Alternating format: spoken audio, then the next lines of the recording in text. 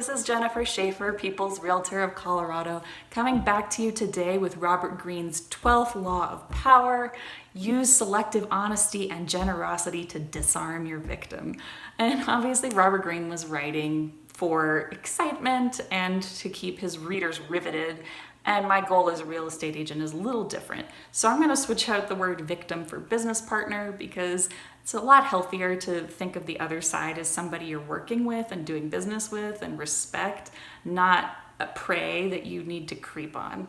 But outside of that, this law is still enormously useful and relevant for home buyers and sellers on both sides.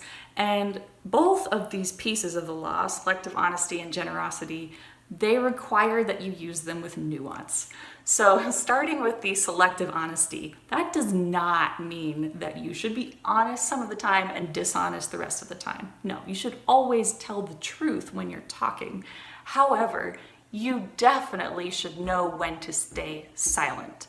I can't tell you how many people I've run into who, when they disclose something damaging to themselves in a negotiation that they shouldn't and they didn't have to legally or ethically, I ask them why, and they say, I was just being honest. No. You have to know when to keep quiet. And the times to keep quiet are the times when disclosing your personal information to the other side gives them an edge in a negotiation that they can use to squeeze as much out of you as possible and get a better deal for themselves at your expense. So if you are a seller, you do not need to tell the buyer that they are the only ones offering enough money for your home to keep you out of bankruptcy, because that puts them in a position of power over you. You're dependent on them. Go check out the Law 11 video for more on that. But you can just keep quiet. You don't have to mention your bankruptcy if you're going into bankruptcy. Just remember, when you're being honest, you can say things like what a buyer could do to make their offer more competitive. Or if you're a buyer, why you really, really would love a home. But don't tell a seller you need their home. You have to have it because it's the only place in the entire school district where your kids will be able to live. No. Know when to keep quiet.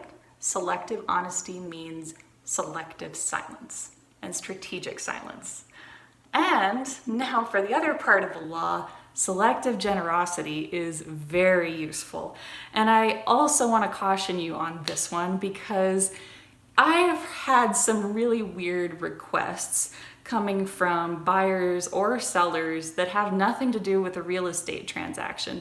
And it's absolutely fine to draw a line and say, no, if you're a buyer or a seller, there are certain things that I'm not going to do for you because they're not reasonable.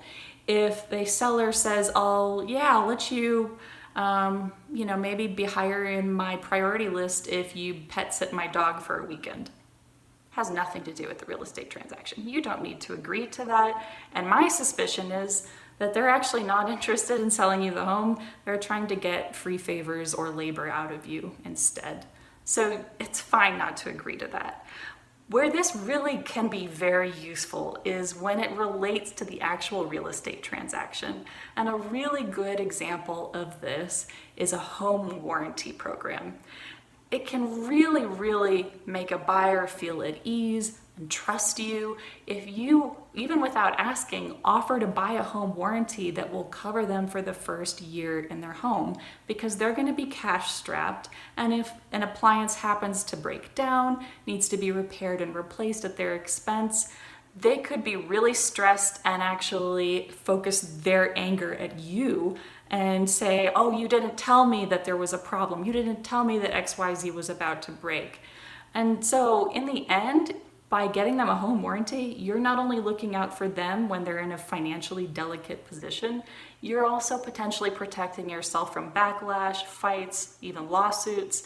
If there's an issue that goes on down the road and they feel like you weren't forthright and you didn't do everything you should have done to protect them or be an honest business partner.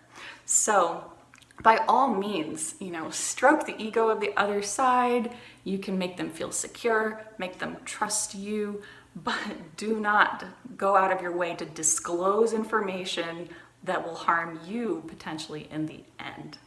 That's Robert Greene's 12th law of power. Use selective honesty and generosity to disarm your business partner. And again, I'm Jennifer Schaefer. If you like this video, please subscribe to my channel, like the video as well, leave a comment if you think there's another video I should make. And by all means, if you are trying to buy or sell real estate in the state of Colorado, please reach out to me through my social media and my website, which are linked in the description below. Thanks so much, and I look forward to seeing you next time. Bye-bye.